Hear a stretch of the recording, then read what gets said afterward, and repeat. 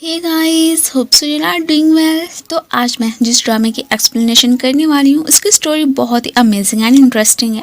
उम्मीद करती हूँ कि आप सभी को ही अच्छी लगेगी। एंड इस ड्रामे का नाम है गादुरीज sushi restaurant. So without wasting any more time explanation को स्टार्ट करते हैं। अब कहानी की शुरुआत में ही हमें ड्रामे की फीमेल लीड गादुरी को दिखाया जाता है, जो कि बहुत ही प्रीटी एंड स्मार्ट गर्ल है। ग्रेजुएशन कंप्लीट करने के बाद ही इसने अपने ही नाम से एक रेस्टोरेंट भी ओपन किया है, जहाँ पे कि काफ़ी रश भी लगा रहता है। एक लड़का अपने फ्रेंड को इधर लाया था, बट वो इतनी लाइन में लगने के बिल्कुल भी मूड में नहीं लग रही होती है। लेकिन ये लड़का तो अंदर जाने के लिए काफ़ी ज़्यादा एक्साइटेड ही दिख रहा था और अपने पास खड़े बाकी कस्टमर्स को भी एक सीक्रेट बता रहा होता है कि यहाँ की ऑनर ना सिर्फ एक अच्छी शेफ़ है, बल्कि जानी मानी फॉर्चून टेलर भी है। टैरो कार्ड्स रीड करना तो बस उसके बाएं हाथ का खेल है। अब इनकी तरह दूसरी गर्ल्स को भी अपनी बारी की बहुत ही जल्दी पड़ जाती है। कॉलेज लाइफ में भी गादुरी एक गॉडेस हुआ करती थी। आए दिन बॉयज़ बस उस पे लाइन ही मारते रहते। फाइनली फिर इसका एक हैंडसम सा बॉयफ्रेंड भी बन ही गया। गादुरी के बॉयफ्रेंड का क्या बना उसके भी हमें नेक्स्ट स्टोरी में पता चल ही जाना है। अब अपनी ना सिर्फ सुंदरता बल्कि खाना पकाने में भी काफ़ी ज़्यादा फेमस होती है। ये लड़का अपनी लव लाइफ के बारे में ही गादुरी से मशवरा करने आया था। ऐसे ही बहुत से और भी लोग बैठे होते हैं। हर दिन में गादुरी सिर्फ एक कस्टमर को ही चूज़ करती है। जल्दी से रेस्टोरेंट क्लोज करने के बाद ही वो नई आने वाली लड़की सुन जियोंग को ही अपने साथ ले जाती है। इस वक्त तो मिसू उसकी फ्रेंड भी मौजूद ही थी। वो अपने बॉयफ्रेंड के बारे में जानने के लिए ही गादुरी के पास आई होती है। ये अब उसे टैरो कार्ड सिलेक्ट करने को बोलती है। रेस्टोरेंट के बाहर ही हमें हमारे हीरो वुबिन को भी दिखाया जाता है, जो कि बिल्कुल ही चंपू बना हुआ था। इसकी नज़र तो उस लड़के पे भी पड़ती है जो कि सुबह से अपनी बारी के आने का वेट कर रहा था, बट अब गादुरी और लड़कियों को ही अंदर लेके चली गई थी। ये ऐसे नहीं जाने वाला था। फिर उसकी फ्रेंड ज़बरदस्ती वहाँ से लेके जाती है कि किसी और दिन आ जाएंगे। खैर, ये भी सारा सीन देखने के बाद सीधा अपने घर पहुँचता है। अब हमें पता चलता है कि ये तो गादुरी का ही नेबर है, अभी अभी यहाँ पे शिफ्ट हुआ है। इनके अपार्टमेंट्स की दीवार तो एक ही थी। गादुरी के हाँ ही उसे बहुत ऊंची ऊंची सी आवाज़ें भी सुनाई दे रही होती हैं। ये हैरान था कि दीवार के उस पार आखिर चल क्या रहा है। कार्ड्स के थ्रू जैसे ही सुन को पता चला था कि उसका बॉयफ्रेंड उसे चीट कर रहा है, तो बेचारी यहाँ पे बहुत ज़्यादा ही इमोशनल हो जाती है। फिर भी अपने बॉयफ्रेंड सियोंग पे गिव अप नहीं करने वाली थी। जैसे इस बारे में गादुरी सुनती है तो उसे बड़ा अफसोस होता है कि ऐसे पर्सन की तो बंदा शक्ल भी ना देखे, बल्कि जहाँ भी मिले वहीं पे उसकी दुर्गति बना देनी चाहिए। और तुम हो कि उससे दोबारा मिलकर बात करना चाहती हो, जैसे कि सब कुछ सॉल्व हो जाएगा। इनके यहाँ से आती आवाज़ों को सुन के वुबिन तो बहुत ही ज़्यादा इरिटेट होता है। चुप रहने के लिए भी नहीं कह सकता था, कहता भी तो वो कौन सा सुन रही होती हैं। बस चुप करके कानों में एयरबड्स ही ठोंस के अपने काम में ही बिजी हो जाता है।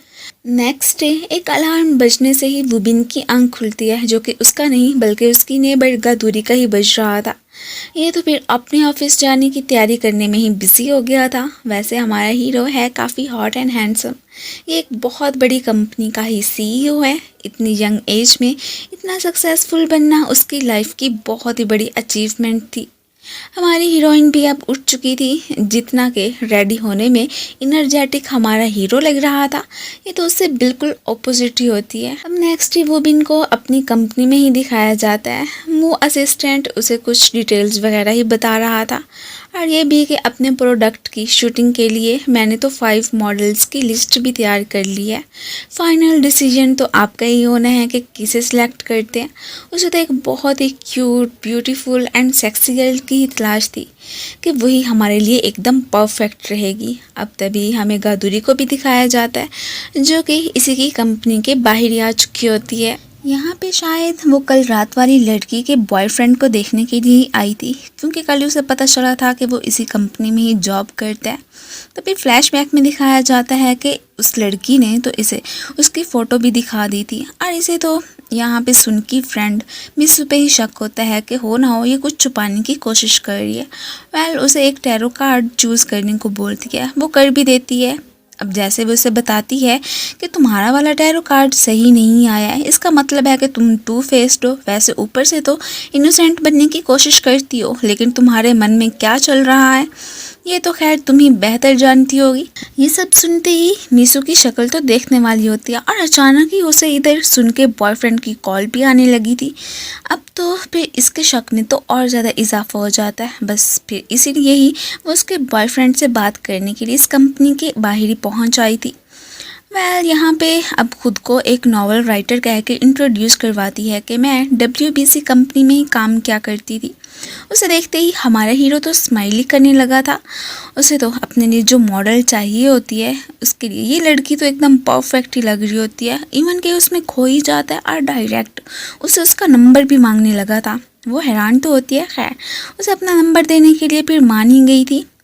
नेक्स्ट डे हमें वुबिन को ऑफिस में दिखाया जाता है। यही सोच रहा था कि क्या मैं उस लड़की को मैसेज करूं या ना करूं, लेकिन बहुत सोचने समझने के बाद भी उसे कुछ भी नहीं कर पाता। अब तभी ही फिर अपने एक एम्प्लॉई को देखता है जो कि अपनी किसी गर्लफ्रेंड से ही बात कर रहा था। ये सब कुछ देखते हुए असिस्टेंट फिर इनसे पूछने लगता है कि वैसे कब तक अपने इस हैंडसम से फेस को ज़ाया करते रहेंगे, अब तक तो आपको अपने लिए एक गर्लफ्रेंड बना ही लेनी चाहिए थी। तो वुबिन कहते हैं कि ऐसी बात नहीं है कि मुझसे कोई गर्लफ्रेंड बनती नहीं है, बल्कि मैं बनाना ही नहीं चाहता हूँ। अभी फ़िलहाल तो ये रिलेशनशिप में आना ही नहीं चाह रहा था। खैर नेक्स्ट फिर से हमें इसे चंपू वाली शेप में ही दिखाया जाता है। ये ऐसा हुलिया क्यों बना के रखता है उसके बारे में तो हमें बाद में ही पता चलिए जाना है। रात के वक्त गादूरी के साथ मिलके जैसे ही सुन अपने बॉयफ्रेंड को फॉलो करती है एंड देन उसे पता चल जाता है कि वाकई में वो तो इसे चीट कर रहा था और वो डेट किसी और के साथ नहीं बल्कि इसकी एक फ्रेंड के साथ ही कर रहा होता है जो कि मीसू थी।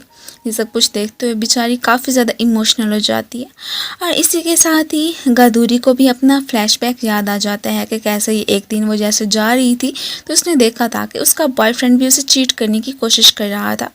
ये सब कुछ देखते हुए उसे अच्छा नहीं लगता और फ़ौरन से ही यहाँ पे इससे लड़ाई झगड़ा करने के लिए आ जाती है। इवन के उस बंदे को भी अपना जूता ही उतार के मार देती है। वो तो भाग ही गया था, डरपोक कहीं का। इसे तो ये उम्मीद नहीं थी कि इसकी फ्रेंड भी उसके साथ ऐसा करेगी, इसलिए बेचारी कुछ ज़्यादा ही दुखी होती हुई वहाँ से चली ही गई थी। इधर बाहर ही हमें हमारे हीरो को भी दिखाया जाता है। आज पहली दफ़ा ही उसने इस रेस्टोरेंट की ऑनर को देखा था कि कोई और नहीं बल्कि गदूरी ही है। वो तो इसे यही कहने लगता है कि वाओ तुम तो एक नॉवल राइटर भी हो और साइड बिजनेस भी करती हो, ये तो अच्छी बात है। अब इसने तो उसे पहचान लिया था, लेकिन गदूरी हैरान होती है कि ये मुझे कैसे जानता है। वो इसे इस हुलिये में बिल्कुल भी नहीं पहचान पाती है कि ये तो वही CEO है जिसे कि आज वो मिली थी। खैर यहाँ पे अचानक ही नोट करती है कि इसके पास तो अंडरगारमेंट्स का बहुत सारा सामान है गर्ल्स का, और इवन के वो तो हवाओं में ही उछल गया था। ये सब कुछ देखते हुए वो तो इसे एक परवर्ट ही मानने लगती है। इवन के वो इसे कहने लगता है कि क्या तुम मेरे साथ ये वाला सामान उठवाने में मेरी हेल्प करोगी। ये तो नो कहती हुई अपने घर में ही आ जाती है और उसी को ही सोच सोच के हैरान हो रही होती है कि ये कैसा बंदा था, और फिर इमेजिन भी करने लगती है कि क्या घर में ये वाला सामान वो खुद ट्राई करता है। इसी के साथ ही एक ज़ोर की चीख मारती है। रात के वक्त ही अब फिर से इसे जो अपनी पिछली स्टोरी याद आ गई थी कि कैसे इसके बॉयफ्रेंड ने इसे धोखा दिया था।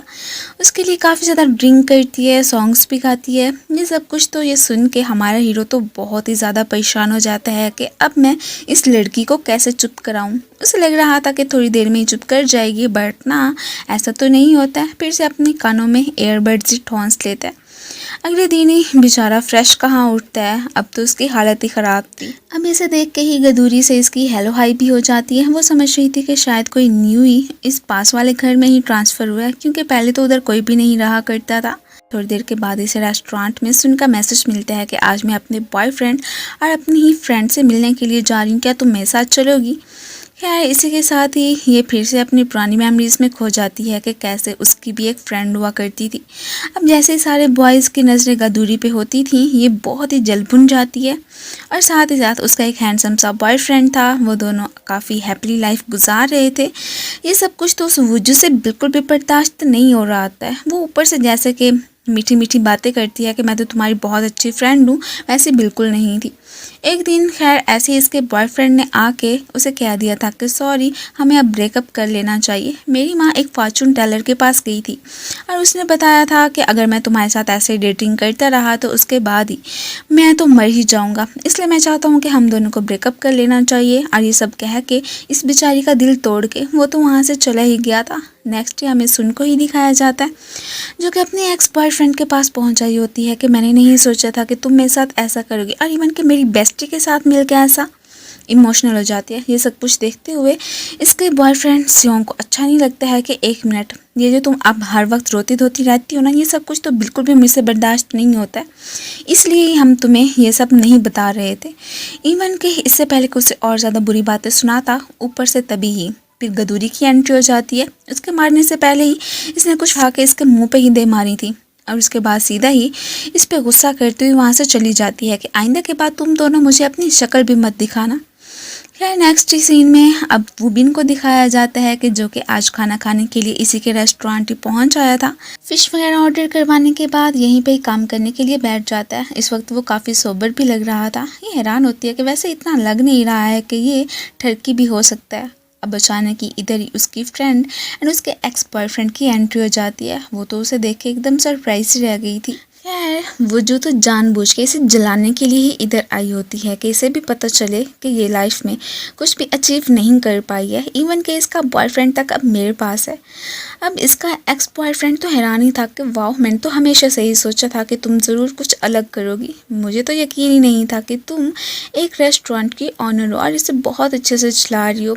अब उसे तो अभी तक इसकी पसंद नापसंद के बारे में भी मालूम होता है। ये सब कुछ देखते हुए वजूह बहुत ही ज़्यादा गुस्सा करती हुई चली जाती है। उसकी चाल खुद उल्टी ही जो पड़ चुकी थी।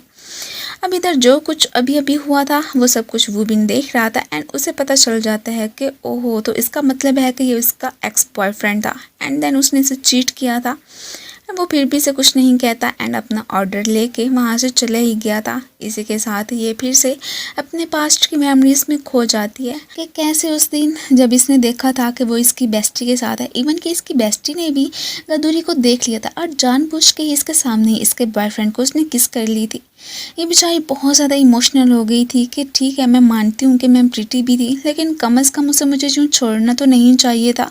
और यही वजह थी कि उसने मुझसे आके ब्रेकअप किया था और मुझसे झूठ बोला कि एक्चुअली में मेरी माँ चाहती है कि हम दोनों साथ में ना रहें, कि मैं अगर तुम्हारे साथ रहा तो मैं मर जाऊँगा।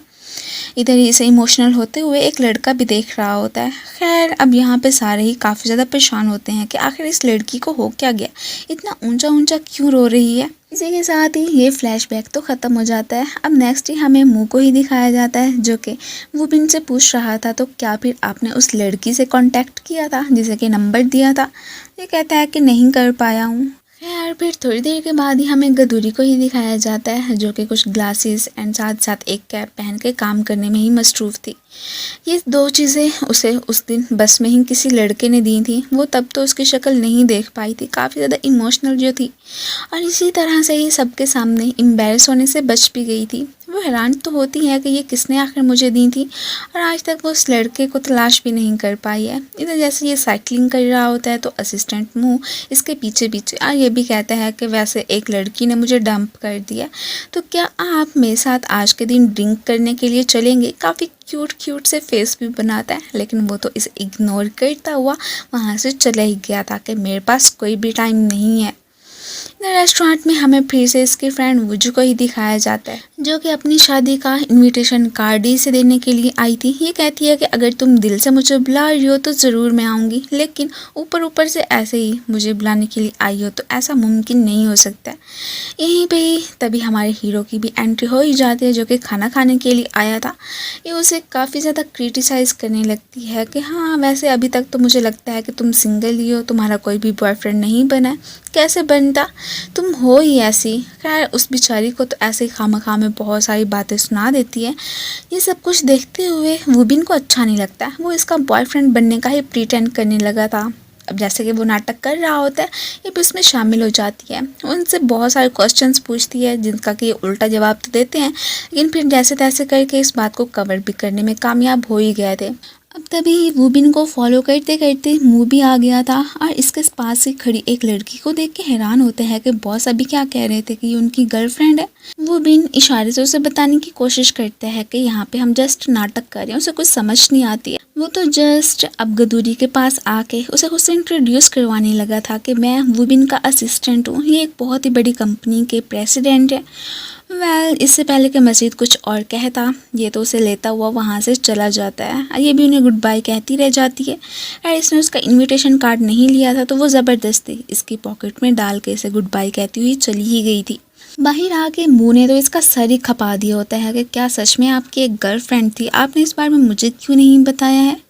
खैर चलो कोई बात नहीं है। और वैसे आप दोनों कैसे मिले थे, इसलिए इससे मिलने के लिए आया करते हैं और मुझे कहते हैं कि मैं तो बिज़ी रहता हूँ।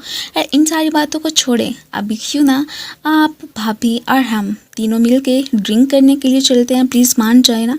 वो तो इसकी सारी बातों को इग्नोर करता हुआ वहाँ से चला ही गया था। जैसे ही वूबिन अपने घर जा रहा होता है तो अचानक ही इसकी नज़र ही गदूरी पे पड़ती है, जो कि सन ग्लासेस लगा के ही अपने काम में बिजी होती है। अब इसे याद आता है कि ओह, उस दिन बस में जो लड़की रो रही थी उसे ही मैंने कैप एंड ग्लासेस दी थी। मैंने तो कभी सोचा भी नहीं था कि वो लड़की गदूरी ही निकलेगी। तब वो इतना ज़्यादा रो रही थी और अपना फेस नीचे किया हुआ था, ये तो उसकी शक्ल देख ही नहीं पाया था। इसने सोचा था कि शायद वो लड़की ग्लासेस को फेंक देगी और इसकी कैप को भी, लेकिन नहीं, ये तो जस्ट उसकी गलत फहमी ही थी। अभी भी शॉक्ड ही होता है। खैर इसी के साथ ही घर आ जाता और हैरान भी लग रहा था कि उस लड़की ने 7 साल तक इन चीज़ों को संभाल के रखा। वाओ। इसी के साथ ही उसकी हार्ट बीट भी काफ़ी फास्ट हो जाती है। दिन के अभी अभी तो प्यार की शुरुआत थी, हो ना हो उसे गदूरी से लव हो ही चुका है। जैसे ही उसके बारे में सोचता है बस उसकी दिल की धड़कन बहुत ही तेज़ हो जाती है। अब ऑफिस में फिर से असिस्टेंट ने इसकी इन्वेस्टिगेशन करना स्टार्ट कर दी थी कि ज़रूर आपके बीच और उस लड़की के बीच कुछ ना कुछ तो चल रहा है। इतने सालों तक मुझे कहते रहे कि जैसे कि मैं अभी तक किसी भी रिलेशनशिप में नहीं आया हूँ और उस लड़की के साथ मेरी पीठ के पीछे डेट करते रहे, मुझे बताया तक नहीं। मैं तो आपका एक अच्छा फ्रेंड था ना। वो भी उसे समझाने की कोशिश करते हैं कि जैसा तुम समझ रहे हो ऐसी कोई भी बात नहीं है, मैंने तो जस्ट रात को उस लड़की की हेल्प भी कर दी थी जैसे कि समाज सेवा करते हैं, इसके अलावा कुछ बात नहीं है। वो कह देता है कि झूठ, आप मुझसे झूठ बोल रहे हैं, आप कभी भी झूठ बोलने में कभी एक्सपर्ट हुए ही नहीं है, मेरे सामने तो बिल्कुल भी नहीं। अब जब झूठ बोलते हैं तो आपके लिप्स ऐसे ही बाइंड हो जाते हैं और इवन कि आपकी आइज़ भी इधर उधर घूमना स्टार्ट कर देती हैं। यार ठीक है, आप मुझे ना बताएं, लेकिन मैं भी हर हाल में पता चला के रहूँगा कि आखिर को वो लड़की आपकी क्या लगती है। फिर से इसे फॉलो करना स्टार्ट कर देता है, वो भी अजीब अजीब नज़रों से घूरते हुए। वो हैरान था कि तुम ऐसा क्यों कर रहे हो। ये कहता कि आप समझ रहे हैं कि जैसे कि मैं आपके पीछे आ रहा हूँ, ऐसी कोई भी बात नहीं है। और उसे इग्नोर करता हुआ वहाँ से चला ही जाता है। सीधा ही गदूरी के रेस्टोरेंट आ गया था कि मैं तो आपका कस्टमर बनने के लिए आया हूँ। हैरान होती है कि आपके बॉस नहीं आए हैं। कह देता है कि नहीं, आज तो सिर्फ और सिर्फ मैं ही आपके साथ ड्रिंक करूँगा। वो इवन कि इसे ड्रिंक बना के भी देता है। वो भी इसके साथ काफ़ी ज़्यादा पीने लगी थी और दोनों इंटरली हो जाते हैं और इसके बाद ही सीधा ही मस्ती वगैरह भी करने लगते हैं। अब जैसे ही ये वो वाली ग्लासेस लगाती है तो ये सब कुछ देखते हुए असिस्टेंट की तो चेहरे की हवाएं ही उड़ जाती हैं कि एक मिनट, ये तो वही वाली ग्लासेस हैं जो कि सिर्फ और सिर्फ मेरे बॉस के पास ही हुआ करती थी, तो इस लड़की के पास कैसे आई। वो कह रहे थे कि हमारे बीच कुछ नहीं है, लेकिन नहीं, अब तो मुझे पक्का कंफर्म हो गया है कि ज़रूर हो ना हो ये दोनों एक दूसरे के साथ रिलेशनशिप में ही हैं। वो जैसे ही देखती है कि ये उसकी ग्लासेस को घूर रहा है, वो फ़ौरन से इसे ही पहना देती है। ये उसके रेस्टोरेंट जाना तो चाहता था, लेकिन फिर बाहर से वहाँ से चला जाता है। गदूरी टैरो कार्ड्स रीड करती है, इस बारे में असिस्टेंट को भी बता देती है। वो स्टिल कंफ्यूज लग रहा था कि क्या मुझे इससे पूछना चाहिए कि ये ग्लासेस तुम्हें कैसे मिली थी। खैर फिर भी नहीं पूछता, उससे क्वेश्चन करने की कोशिश तो करता है, लेकिन गदूरी को समझ ही नहीं आ रही होती है, काफ़ी ज़्यादा टुंजे हुए बैठे होते हैं। अब ये थोड़ा सा परेशान होता है कि वैसे आज गदूरी के घर से आवाज़ें क्यों नहीं आ रही हैं, क्या वो ठीक तो है। सुनने की कोशिश करता है, लेकिन स्टिल वहाँ पे तो खामोशी ही खामोशी छाई हुई थी। बस उसे लेके थोड़ा सा परेशान भी लग रहा होता है और अचानक ही इसे असिस्टेंट मुँह की कॉल आ जाती है, जिसने कि इसे उसके रेस्टोरेंट में ही बुला लिया था। अब इधर ये गदूरी इसे इंट्रोड्यूस करवा रही होती है कि आज से हम दोनों बहन भाई हैं, समझे आप। और वैसे भी मुझे ये भी मालूम हुआ है कि मेरे साथ वाली यूनिवर्सिटी में ही ये जाया करता था, इसका मतलब है कि हम अक्सर मिलते भी रहा करते होंगे, लेकिन मुझे कुछ याद नहीं है। वैसे भी मैं यूनिवर्सिटी लाइफ में एक गॉडेस हुआ करती थी। ये सब कुछ सुनने के बाद ही अब फिर वुबिन कह देते हैं कि इसका मतलब है कि फिर हम दोनों भी मिला करते होंगे, क्योंकि मैं तो तुम्हारी यूनिवर्सिटी में ही पढ़ता था। वो हैरान होती है कि क्या सच में? फिर तो तुम मुझे जानते ही होगे, क्योंकि उस ज़माने में मैं काफ़ी प्रिटी जो हुआ करती थी। वो कहता है कि वैसे मुझे याद नहीं है, लेकिन हाँ एक दफ़ा हम ज़रूर मिले थे। तब तो आप बहुत ज़्यादा रो रही थी, फिर मैंने ही आपको वो वाली ग्लासेस दी थी जो कि आपने पहन के रखी हुई हैं। वो हैरान होते कि मेरी ग्लासेस कहाँ गई। खैर फिर ये उसके फेस पे लगा देता है एंड देन जैसे उसे पता चलता है कि ये किसी और ने नहीं बल्कि उस वक्त इसी लड़के ने ही दी थी, तो वो काफ़ी ज़्यादा सरप्राइज़ भी लग रही होती है।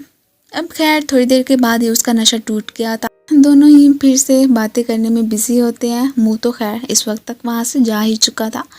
वो हैरान होती है और इसे बताती है कि तब मैं काफ़ी ज़्यादा इमोशनल हो गई थी। मैं तो हमेशा से ही उस लड़के की तलाश में थी जिसने कि वो मुझे ग्लासेस एंड कैप दी थी। उसी की वजह से ही मैं शर्मिंदगी से बच गई थी। मैं तो उसके शुक्रगुजार थी कि एक दफ़ा उससे मिल के उसका थैंक यू करना चाहती थी, लेकिन मुझे नहीं यकीन था कि एक दिन हम ऐसे मिलेंगे और वो तुम ही होगे। खैर फिर से अपनी आइज़ पे वो वाली ग्लासेस लगा लेती है। इसी के साथ ही हमें फ्लैशबैक में भी दिखाया जाता है कि कैसे तब उसने उस लड़के को बहुत तलाश किया था, लेकिन तब तक तो वो वहाँ से जा चुका था। चलो फाइनली वो मिल ही गया। वो इसकी आई से ग्लासेस उतार देता है कि आइंदा के बाद इसे सिर्फ और सिर्फ दिन के वक्त ही पहना, रात को नहीं। और वैसे भी मैं नहीं चाहता हूँ कि अब मज़ीद तुम कभी रो भी सही। दोनों के बीच तो अच्छी खासी फ्रेंडशिप भी हो चुकी होती है। वो तो इसके साथ काफ़ी हैप्पी लग रही थी। इतना तो वो कभी बातें किसी के साथ करती ही नहीं थी जितना कि वो वुबिन के साथ ही कर रही होती है। अगले दिन इस चंपू को सूट बूट में देख के एकदम हैरानी होती है कि तुम कौन हो? क्या तुम वो रात वाले वुबिन के भाई हो या ट्विन ब्रदर हो? उसे तो समझ नहीं आ रही होती है कि कल जो कि ट्रैक सूट में था, आज इतने आलीशान से ड्रेस में कैसे हो सकता है। वो इसे बताने की कोशिश तो करता है कि मैं तो वुबिन ही हूँ, लेकिन तभी अचानक ही एमरजेंसी में उस असिस्टेंट की कॉल आ गई थी, सो इसलिए उसे मज़ीद कुछ नहीं बता पाता है। एंड देन उसे गुड बाय कहता हुआ वहाँ से चला ही गया था। ऑफिस में आके काफ़ी ज़्यादा स्माइल भी कर रहा होता है कि एक मिनट, वो लड़की खुद से कैसे ये इमेजिन कर सकती है कि मेरा कोई ट्विन ब्रदर भी होगा। बस ऐसे उसके बारे में सोच सोच के स्माइल ही कर रहा होता है। और ये भी कि वो काफ़ी ज़्यादा प्रीटी भी है और रात को उसने मान भी लिया था कि यूनिवर्सिटी लाइफ में वो काफ़ी खूबसूरत हुआ करती थी। अब असिस्टेंट के शक में तो और ज़्यादा इजाफा हो जाता है कि ये बॉस को क्या हो गया, पहले तो कभी भी वो स्माइल करते ही नहीं थे। ज़रूर दाल में कुछ ना कुछ तो काला है ही सही। अब फिर तभी हमें रेस्टोरेंट में गदूरी के कुछ कॉलीग्स को दिखाया जाता है, मीन के जो कि वो WC कंपनी में काम क्या करती थी। तब ये लोग भी उसके साथ वहीं पे ही होते थे। यहाँ पे भी उसे पॉइंट आउट करने से बाज नहीं आते। एक मिसेस पार्क तो ख़ास तौर पे उससे बहुत ही जेलिसी फील करती है। तब भी क्या करती थी कि ये इतनी प्रीटी कैसे और सक्सेसफुल भी कैसे बन गई है। और यहाँ पे वो उसे किसी अपने एक शो में इनवाइट करने के लिए ही आए थे कि वो नॉन सेलिब्रिटीज़ के लिए ही है और तुम आ सकती हो, लेकिन वो तो साफ मना कर देती है। इसी के साथ ही हमें फ्लैशबैक में दिखाया जाता है कि कैसे जब वो एक नॉवल राइटर हुआ करती थी, एक सीनियर तो फिर उसे अपने साथ ही लेके आए थे। यहाँ पे एक ग्रुप आया करता था इनके यहाँ जो कि काफ़ी फेमस शायद बॉय बैंड था। वो जिन तो ख़ास तौर पे ये एक ऐसा लड़का था जो कि अक्सर ही फिर हमारी क्यूट सी हीरोइन के साथ ही शो किया करता था। उसका शो काफ़ी फेमस था और इवन के यहाँ पे सीनियर इसी का ही यूज़ करके उन सबसे कहते हैं कि क्यों ना आप लोग मेरे शो में ही आएँ। वो भी अब इसके कहने पे मान जाते हैं कि ठीक है, अगर हमें गदूरी कह रही है तो हम ज़रूर आपके शो में आ जाएंगे। मीन के पूरे सीनियर का तो यही मकसद था कि इसकी वजह से मान जाए, और वाकई वो मान जाते हैं। हर लोग बस ऐसे ही हमेशा इस बेचारे को यूज़ किया करते थे। क्या यही पे मिसेस पार्क की जब नज़र पड़ती है ना, तो उनका तो जलन के मारे बुरा हाल के हमेशा से सारे लोग ही इसे क्यों इम्पोर्टेंस देते हैं।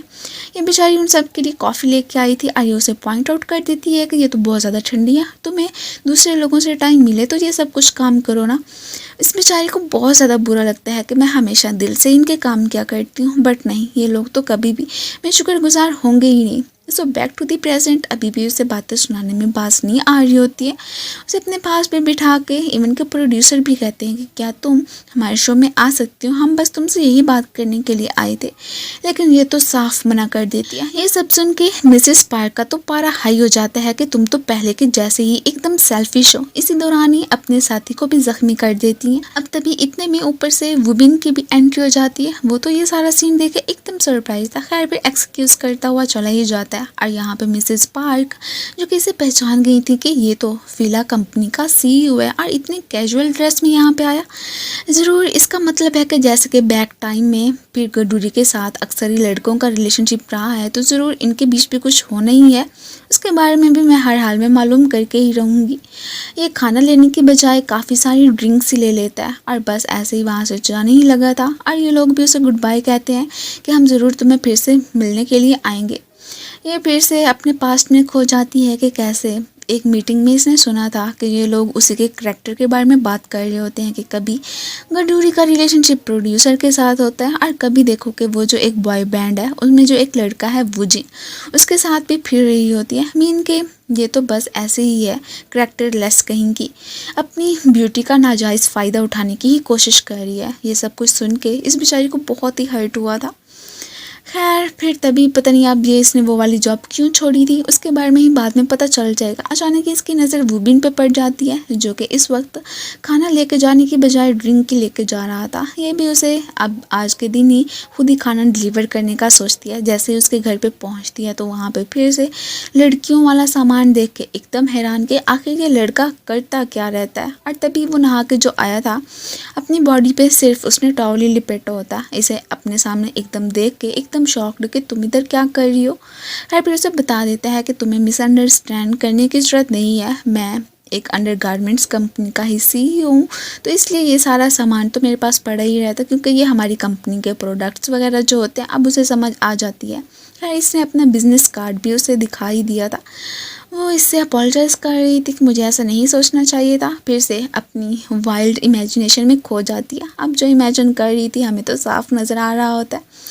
खैर फिर जो इसके लिए खाना लेके आई होती है वो उसे दे देती है। वो भी इसे थैंक यू ही कहने लगा था। इतना तो ख्याल आज तक उसका किसने नहीं रखा था जितना कि गदूरी रख रही होती है। मिसिस पार्क को देखा जाए तो अपने ही साथी एक प्रोड्यूसर को कह रही होती है कि ये जो हमारा शो है, मुझे यकीन है कि यहाँ पे अगर हम इस सीईओ को बुलाएंगे तो वो गदूरी के साथ ज़रूर आएगा और हमारा शो तो एकदम हिट ही जाना है। बाकी का काम मैं खुद ही संभाल लूँगी, उनसे जाके बात कर लूँगी। मुझे यकीन है कि वो ज़रूर हमारे कहने के अकॉर्डिंग वहाँ पे आएंगे। इधर ये असिस्टेंट अब फिर से अपने बॉस को स्माइल करते हुए देख के हैरान हो रहा होता है कि मुझे लग रहा है कि जैसे कि बहुत जल्दी ये मेरे सर पे ये न्यूज़ दे के बम फोड़ेंगे कि मैं तो शादी कर रहा हूँ गदूरी से। अब ये लोग बैठे ही होते हैं कि तभी ही इसे एक मैसेज मिलता है जो कि मिसिस पार्क का था कि हम एक शो करवाना चाहते हैं, तो क्या आप वहाँ पे आना चाहेंगे। ये तो साफ ही मना कर देता है और इसे परेशान देख के असिस्टेंट भी हैरान था कि आपको क्या हुआ। अब तभी ऊपर से एक वेट्रेस आके बताती है कि वो जो सामने बैठी लेडी है ना, वो कब से ही आपके आने का ही वेट कर रही थी और आपसे मिलना चाहती हैं। ये तो गुस्से में उधर जाने ही लगता है। अब तभी ही जिस फनी अंदाज से असिस्टेंट मुँह उनकी चापलूसी कर रहा होता है, ये देख के उस वेट्रेस को तो हंसी ही आ जाती है। खैर अचानक ही इसने तो फिर गदूरी को ही कॉल मिला दी थी कि वो जो मिसेस पार्क है ना, पता नहीं तुम्हारी कंपनी शायद WC में ही एक नॉवल राइटर है, वो अब सीईओ से मिलने के लिए आई हैं और ये भी कह रही हैं कि जैसे कि तुम भी उनके शो में जाना चाहती हो और इवन कि वो उसे भी इनवाइट कर रही हैं, मीन के तुम्हारा नाम यूज़ कर रही है। मिसेस पार्क तो इसकी काफ़ी ज़्यादा तारीफ़ कर रही होती हैं कि वैसे एक बात तो माननी ही पड़ेगी कि गदूरी का टेस्ट काफ़ी ज़्यादा अच्छा है। जो भी उसने पहले भी बॉयफ्रेंड्स बनाए थे वो भी काफ़ी हैंडसम हुआ करते थे, जिनमें कि एक वुजिन भी था। और साथ ही साथ अब आपको ही देख लो, आप भी एक सीईओ और वैसे भी कितने ज़्यादा हैंडसम हो। ये सब सुन के से अच्छा नहीं लगता है कि जैसा आप समझ रही हैं मेरी और गदूरी के बीच कुछ नहीं है, और जो आप कह रही हैं कि मैं आपके शो में आऊँ, ऐसा तो बिल्कुल नहीं होगा। और हाँ, ये तो आपकी गलत फहमी ही होगी। और जो आप गदूरी के बारे में सोचती हैं कि वो ऐसी लड़की है कि बस लोगों के फेसेस को देख के उनके साथ रिलेशनशिप में आती है, ऐसी कोई बात नहीं है। नेक्स्ट टाइम उसे लेके कुछ अच्छा ही सोचिएगा, समझिए आप। और बस इसे ही काफ़ी सारी बातें सुनाने के बाद वहाँ से चला ही गया था। ये मैडम सीधी गदूरी के पास आती है कि अब तुम ही मुझे सच सच बता दो कि तुम्हारा उस सीईओ के साथ क्या रिलेशनशिप है। मैं जानती हूँ कि कुछ ना कुछ तो है ही सही, अब मुझे सच सच बता भी दो। वो कहती है कि जैसा आप समझ रहे हैं ऐसा कुछ नहीं है, वो जस्ट मेरा एक नेबर है, इसके अलावा हम दोनों के बीच कोई भी रिलेशनशिप नहीं है। वो तो मानने को तैयार ही नहीं होती हैं कि मैं तो कभी भी यकीन ना करूँ। खैर फिर से इसे इनवाइट करने लगी थी कि तुम हमारे शो में आ जाओ और उस सीईओ को भी लेके ही आना, मैं तो सिर्फ तुम्हारा भला ही चाहती हूँ ना, और इस तरह से तुम्हें भी पब्लिसिटी मिल जाएगी। लेकिन ये तो साफ मना कर देती है कि जैसे कि मैं तो आपको जानती ही नहीं हूँ। तभी हमें फ्लैशबैक में दिखाया जाता है कि वो सारे रूमर्स इसके खिलाफ किसी और ने नहीं बल्कि मिसेस पार्क ने ही फैलाए थे। एक लड़की जिसने कि ये सब कुछ अपनी न्यूज़ में छापा था, वो सोच रही होती है कि मुझे सबको बता देना चाहिए कि गदूरिया इस लड़की नहीं है, क्योंकि मैं जानती हूँ कि प्रोड्यूसर किम को सिर्फ़ और सिर्फ मैं ही लाइक करती हूँ और वो भी सिर्फ उसे एक एम्प्लॉय की नज़र से ही देखते हैं और कोई बात नहीं है। और बाकी रहा वो जिन, उसका और गदूरी का कोई भी रिश्ता नहीं है, ये सब कुछ मैंने पहले से ही मालूम करवा के रखा है। लेकिन ये मैडम कह देती है कि नहीं, जो होना था हो गया, इसलिए अब मज़ीद कुछ मत करो। वो बेचारी परेशान होती है कि इस तरह से तो उस बेचारी को कंपनी से ही निकाल दिया जाएगा, जिस तरह के उसके खिलाफ़ रूमर्स फैले हैं। लेकिन वो उसे बार बार मना किए जा रही होती है कि ऐसा कुछ नहीं होगा वगैरह वगैरह। ये सारी की सारी बातें तो गदूरी ने सुन भी ली होती हैं। उसे ज़रा भी अच्छा नहीं लगता है। सो प्रेजेंट में फ़ौरन से मिसेस पार्क को अपने ही रेस्टोरेंट से बाहर निकाल देती है कि ना मैं आपके शो में आऊँगी और ना ही CEO वुबिन। इधर असिस्टेंट फिर से क्यूरियस है आपके पास, मुझे बस एक दफ़ा आपसे यही बात पूछनी है कि आखिर को आपने वो वाली ग्लासेस गदूरी को कैसे दी थी। मुझे बस यही जानना है। वो बता देता है कि मैंने जब पास्ट में तुम्हें एक लड़की का बताया था ना कि बस मैं कैसे रो रही थी, ये वही वाली लड़की ही है। ये सुनते ही वो तो वाकई में एकदम शॉक्ड रह जाता है कि हाँ, तब भी आप अक्सर ही एक लड़की की बातें किया करते थे। खैर, वो अब मेरी दीदी निकली है, इससे अच्छी बात और क्या हो सकती है। वो तो अभी भी उसे अपनी बहन ही मान रहा होता है। अब गदूरी ने तो अपना ही टैरो कार्ड निकालने का सोचा था, जो कि काफ़ी बुरा निकलता है और बस ये सब कुछ देख के इसे अच्छा भी नहीं लगता। वो सारी की सारी वुबिन अपने रूम में ही बैठा सुन रहा था, क्योंकि इनके रूम की वॉल भी एक ही होती है और वो भी फेक। खैर, अब जैसे इस बारे में इसे पता चलता है तो थोड़ी सी एम्बैरेस भी हो जाती है। वो कहता है कि अरे कोई बात नहीं है। खैर, दोनों में अब अच्छी खासी फ्रेंडशिप हो गई थी, तो इसलिए सारी रात बातें करते करते ही गुजार देते हैं। फिर नेक्स्ट डे काफ़ी फ्रेश उठते हैं और एक दूसरे को हेलो हाई भी करने लगे थे। कहती है कि मेरी वजह से ही तुम्हें सारी रात जागना पड़ गया होगा ना। तो वो कह देता है कि कोई बात नहीं है। और काफ़ी खुश भी लग रहे थे कि इस तरह से आइंदा मैंने कभी भी किसी से बात नहीं की थी जिस तरह से कि मैं आपसे कर रही हूँ। काफ़ी ज़्यादा खुश होती है, वो भी दिल से। इधर ही असिस्टेंट जो कि एक कैफ़े आया था, एक लड़की जैसे उसे स्माइल पास करती है तो वो एकदम हैरान रह जाता है। इवन कि उसने डबल कॉफ़ी किसी को भी नहीं दी थी, सिर्फ इसी को ही ला के देती है। ये सब कुछ देखते हुए अब इसे तो यकीन हो ही जाता है कि ज़रूर ये वेट्रेस मुझे पसंद ही करने लगी होगी।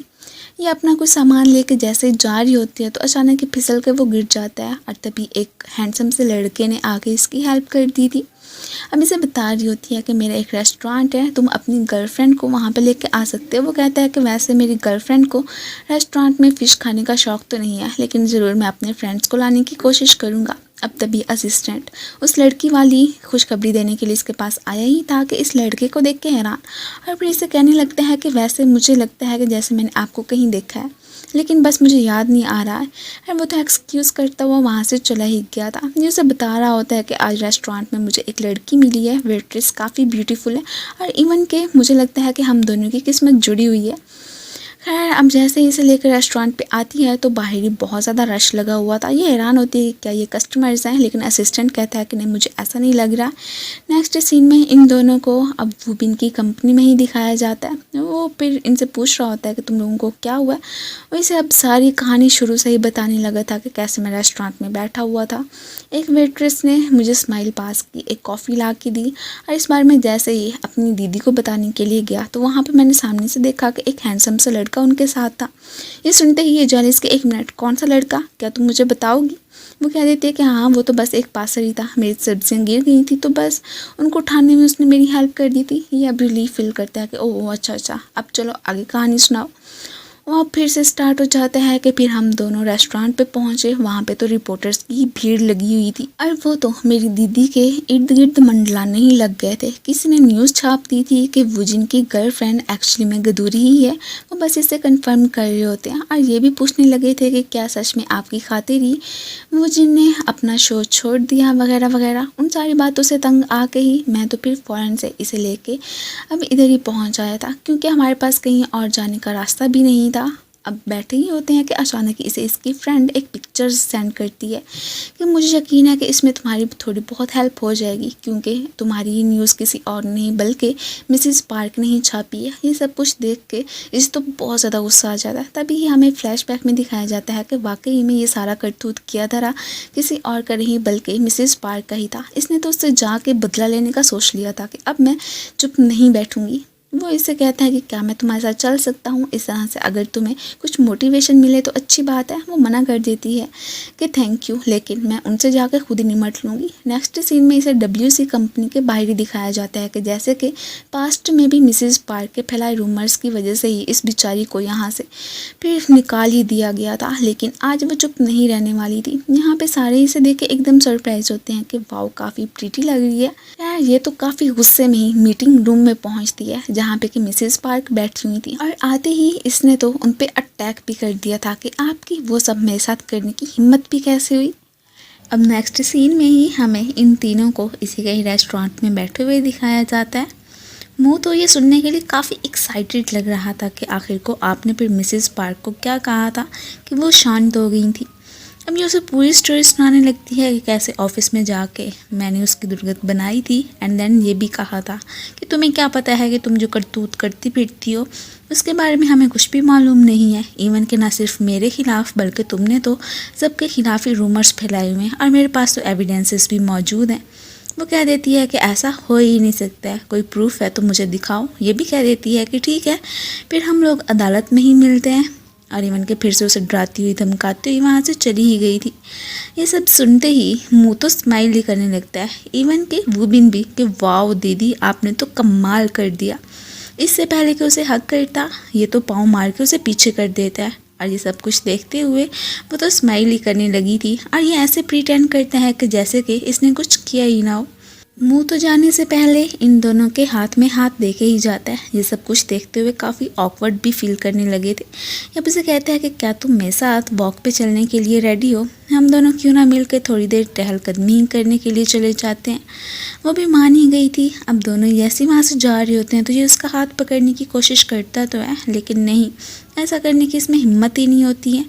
हर फिर गुड बाय कहता हुआ अपने घर में ही चला गया था, और ये काफ़ी ब्लश करने लगती है कि चलो वुबिन के साथ मुझे थोड़ा सा टाइम स्पेंड करने का मौका मिल ही गया। जैसे ही अब अपने रेस्टोरेंट पे आती है तो सामने से देखती है कि इसका एक्स बॉयफ्रेंड क्वांग ही खड़ा था, जो कि यहाँ पे यही कह रहा होता है कि पिछली दफ़ा जब हम दोनों मिले थे मैं तुम्हें सही से हेलो हाय नहीं कर पाया था, तो इसलिए सोचा क्यों ना फिर से तुमसे मिल लूँ। वो तो काफ़ी हैरान दिख रही होती है कि इसके आखिर यहाँ पे आने की हिम्मत भी कैसे हुई। उसके लिए इवन कि उसका फेवरेट फूड भी लाया था, जो कि ये बेदर्दी के साथ उसे वापस कर देती है कि तुम जाके अपनी गर्लफ्रेंड के साथ ये खाना। अब तभी उसे वुजू की ही कॉल आ गई थी, सो एक्सक्यूज़ करता हुआ चला जाता है। यहाँ पे हमें इतना तो फील हो ही जाता है कि हो ना हो क्वांग गदूरी से ब्रेकअप करने के बाद अब पछता ही रहा था, लेकिन अब क्या ही कर सकते थे। नेक्स्ट ही मुँह को दिखाया जाता है, जो कि उसी वेट्रेस से मिलने के लिए आया था कि आज तो पक्का मैं उसे अपने साथ डेट पे चलने को बोलूँगा। यहीं पे उसके एक कॉलीग से मुलाकात हो जाती है, जो कि बता रहा था जिस लड़की की तलाश में तुम यहाँ पे आए हो ना, उसने तो इधर से क्विट कर दिया है। अब वो हैरान होता है कि तुम कैसे जानते हो उसके बारे में। वो बता देता है कि क्योंकि हम दोनों पहले ही काम कर चुके हैं ना, तो इसलिए मुझे उसके बारे में पूरी इन्फॉर्मेशन है। और क्या तुम्हें पता है कि उसने यहाँ से क्विट क्यों किया? क्योंकि उसे हमारी ही कंपनी में जॉब जो मिल चुकी थी। लेकिन ये सब कुछ सुनने से पहले ही मुँह तो बेचारा वहाँ से चला ही गया था। रूफ टॉप पे आके बहुत ही इमोशनल हो जाता है, और इवन कि यहाँ पे चीखना चिल्लाना भी स्टार्ट कर देता है कि ऐसे कैसे हो सकता है, हर कोई मुझसे दूर क्यों चला जाता है। और ये वाला सीन सारे एम्प्लॉयज़ भी देख लेते हैं, जो कि कुछ अपना स्ट्रेस दूर करने के लिए रूफ टॉप पे ही आए थे। इनके साथ ही वही लड़की यूंग भी होती है, जो कि इसे देख ही रही थी और फिर स्माइल भी करने लगती है कि ये तो हमेशा की तरह ऐसे ही रहेगा। खैर नेक्स्ट रेस्टोरेंट में हमें वुबिन को दिखाया जाता है, जो कि खाना खाने के लिए आया था। एंड देन गदूरी का भी हाथ पकड़ लेता है कि चलो मिलके ही डिनर करते हैं। लेकिन यहाँ पे तो काफ़ी ज़्यादा रश लगा हुआ था, उसे दूसरे कस्टमर्स को भी देखना था, तो इसलिए इस बेचारे को अकेले ही खाना खाना पड़ जाता है। अब जैसे घर पे आते हैं तो बहुत सारी हिम्मत इकट्ठी करने के बाद फाइनली इसने गदूरी को अपने साथ डेट पे चलने के लिए बोल ही दिया था। वो तो फ़ौरन से हाँ कह देती है। वुबिन तो ये सुनते ही बहुत ज़्यादा खुश हो गया था, और इवन के एक्साइटमेंट के मारे इसके घर ही पहुंच जाता है। इससे अपने लव की कन्फेशन भी कर लेता है, मैं तो कब से तुमसे लव करता आया था, बस मुझ में हिम्मत ही ना हो पाई। खैर वो भी खुश लग रही होती है, एंड देन दोनों ही इधर किस कर लेते हैं। अब इधर फिर हमें इनका एक रोमांटिक सा सीन भी दिखाया ही जाता है। नेक्स्ट डे हमें दिखाया जाता है कि कैसे कि इमेजिन कर रही होती है कि मैं हम दोनों के बीच ये जो दीवार है उसे अभी के अभी तोड़ के रख दूँगी। लेकिन फिर खुद को ही कोसने लगती है कि अरे ये मैं क्या सोच रही थी। इधर ही ऑफिस में इसे भी ब्लश करते हुए दिखाया जाता है। मुँह ने तो ये बात नोट कर ली थी और उसे लगता है कि ज़रूर रात को कुछ हुआ होना है, वरना ये जो इसके फेस पे ग्लो नज़र आ रहा है पहले तो नहीं हुआ करता था। अब तभी ही मुँह की नज़र एक कागज़ पे पड़ती है। उसे लग रहा था कि शायद कि बॉस इस ऑफिस को ही रेनोवेट करने वाले हैं। इस बारे में उनसे पूछने की कोशिश भी करता है कि आखिर आपकी लाइफ में क्या चल रहा है, मुझसे शेयर करना चाहें तो कर सकते हैं, लेकिन वो तो साफ मना कर देता है कि ये तो बहुत ही पर्सनल है, मैं तुम्हें क्यों बताऊं। ये अब उनसे नाराज़ होता वो वहाँ से चला ही गया था। बेचारा साइड पे आके काफ़ी इमोशनल हो जाता है कि एक तो यूं मेरी लाइफ से चली गई है पता नहीं कहाँ पे है, और दूसरा के बॉस मुझसे हर बात छुपा रहे हैं। अब तभी अचानक ही जैसे ही अपनी आंखों के सामने यूं को देखता है कि वो तो इधर एम्प्लॉय के लिए काम करने के लिए आ गई है, एकदम सरप्राइज। खैर सियोंग तो इन्हें अकेले छोड़ के वहाँ से चला ही गया था। या अब उसे कुछ समझाने की कोशिश कर रहा होता है। वेल अब उसके साथ होते हुए इसकी हार्ट बीट तो बहुत ही फास्ट हो गई थी। यूं भी मज़ीद अपनी फीलिंग्स पे कंट्रोल नहीं कर पाती है। खैर बस इसे इतना ही कह पाई थी कि आपकी स्माइल बहुत ही क्यूट है, मुझे तो शुरू दिन से ही आप काफ़ी अच्छे लगे थे। ये सब सुनते ही ये तो एकदम खो सा ही गया था। इवन के रूफ टॉप पे आकर फिर से खुशी के मारे चिल्लाना स्टार्ट कर देता है, क्या ये मैं सपना देख रहा था या सच में यूं वाकई में मुझे पसंद करने लगी है। बाद में ऑफिस में वूबिन को ही दिखाया जाता है जो कि रेस्टोरेंट पे जाने के लिए अपने लिए कोई ड्रेस सिलेक्ट कर रहा था। तभी ही देखते हैं कि मुँह का ध्यान तो इसकी तरफ है ही नहीं। हैरान तो हो रहा होता है कि आखिर को इसको हो क्या गया है। हालांकि उसे ये नहीं पता था कि वो तो चुपके चुपके से इस पर नज़र रखी ही हुए था। अब फ़ौरन से अपना फिर से ड्रेस चेंज करने के बाद ये चोरी चोरी जैसे ही वहाँ से भागता है तो पीछे से इसे फॉलो करते हुए मुँह भी पहुँच जाता है और इनसे कहने लगता है कि आप क्या समझ रहे थे कि मुझे किसी भी बात का पता नहीं चलेगा। आपने तो मुझे बहुत हल्के में ही ले लिया था। मुझे मालूम हो चुका है कि आप ऑफिस की रेनोवेशन की बात नहीं कर रहे थे, इवन के आप तो अपने घर को ही रेनोवेट करने वाले हैं। खैर कोई बात नहीं, मुझे तो मालूम हो ही गया। एंड देन उन्हें टीज करता हुआ फिर अंदर ही चला जाता है। रेस्टोरेंट में आके अब इन दोनों के बीच तो अच्छी खासी बहस भी हो गई थी। ये कह रहा होता है कि गदूरी दीदी आपको मेरे पास बैठना चाहिए, और वो कह रहा होता है कि नहीं गदूरी तुम मेरे पास ही बैठोगी। मुँह तो गदूरी से कह देता है कि आपके यहाँ जो भी स्पेशल डिश है ना मुझे बस वही ट्राई करनी है। ये सब सुनते हुए तो वुबिन भी कह देता है कि ठीक है मुझे भी वही डिश चाहिए, मेरे भी ला के दो। अब ये फिर उसे चिढ़ाने लगता है कि क्या बॉस साहब आपको पता भी है कि इनकी स्पेशल डिश कौन सी है। खैर आपको नहीं मालूम तो चलो मैं ही बता देता हूँ कि ये फॉर्चून टेलर भी हैं और इवन के टैरो कार्ड्स भी रीड करके सबको बताती हैं। अब इनके दरमियान जो भी क्यूट सी बहस हो रही होती है ये सब कुछ देखते हुए गडूरी को तो हंसी ही आ जाती है। खैर वो फिर भी अब इससे हार नहीं मानने वाला था। पूछ लेता है कि क्या फिर से तुम्हें किसी लड़की ने डंप कर दिया है, और इसके पास ही आके बैठ जाता है। ये तो गडूरी को अपनी लाइफ की स्टोरी सुनाने लगा था कि जो भी लड़की आई है ना मेरी ज़िंदगी में वो तो गोल्ड डिगर ही थी। कॉलेज लाइफ में भी एक इसकी गर्लफ्रेंड हुआ करती थी जो कि इसके पैसे के पीछे ही थी। एंड देन फिर से एक और लड़की इसकी लाइफ में आई, वो भी इससे पैसे ही मांगने में बिल्कुल भी पीछे ना हटती, और ये भी बस इनोसेंट सा चुप करके उन्हें दे दिया करता। और बस थोड़े अरसे के बाद ही हर लड़की इसे वीडियो कॉल करके यही बताती थी कि मैं बहुत ज़्यादा बीमार थी, तुमने जो मुझे इतने सारे पैसे दिए हैं ना मैं बस उनसे अपना ट्रीटमेंट करवाने के लिए जा रही हूँ, और वैसे भी मैं अब तुम्हें डिज़र्व नहीं करती हूँ। तुम बस बहुत ही अच्छी सी लड़की ढूंढ के उससे शादी कर लेना। और ये बस मासूम भोला भाला सा इमोशनली हो जाता है कि वाओ ये कितनी ज़्यादा अच्छी लड़की थी ना। वो भी उसे समझाता रह जाता है कि ये सब कुछ नाटक कर रही है, लेकिन वो यकीन नहीं करने वाला होता। वाकई में वो इसकी एक्स गर्लफ्रेंड तो अपने न्यू बॉयफ्रेंड के साथ ही इसका पैसा लेके वहाँ से चली ही जाती है। ये अब उसे अपना टैरो कार्ड रीड करने को ही बोलने लगा था जो कि सिलेक्ट करता है। वो भी कह देती है कि तुम्हारी लाइफ में फिर से पैसे को लेके ना कोई परेशानी आने वाली है। खैर अब जो भी है इस सब को तो इसने हैंडल करना ही था। ये सब कुछ सुनते ही ये कह देता है कि नहीं ऐसा नहीं हो सकता, मुझे पता है कि जो यूंग अब मेरी लाइफ में आई है ना वो बिल्कुल भी पैसे की पुजारी नहीं है, वैसे मुझसे कभी भी पैसा नहीं मांगेगी। ये काफ़ी इरिटेट हो रहा होता है कि इतनी देर हो गई है, और ये मुँह साहब यहीं पे बैठे हुए हैं। उसे मैसेज कर देते हैं कि अगर तुम चाहते हो कि नेक्स्ट मंथ मैं तुम्हारी सैलरी 10% बढ़ा दूँ तो अभी के अभी यहाँ से चले जाओ। ये भी अब भाभी से एक्सक्यूज़ कर लेता है कि मुझे आपको भी आपकी पर्सनल लाइफ में स्पेस देनी चाहिए ना, और फिर वहाँ से चला ही गया था। अब नेक्स्ट डे ये तैयार होके वुबिन के पास आती है। वो तो इसे देख के स्माइल करने लगता है। एक्चुअली में आज तो वो ख़ास इसके लिए ही तैयार होके आई थी और काफ़ी ज़्यादा प्रीटी लग रही होती है। दोनों ही फिर किसी रेस्टोरेंट ही जाने लगे थे।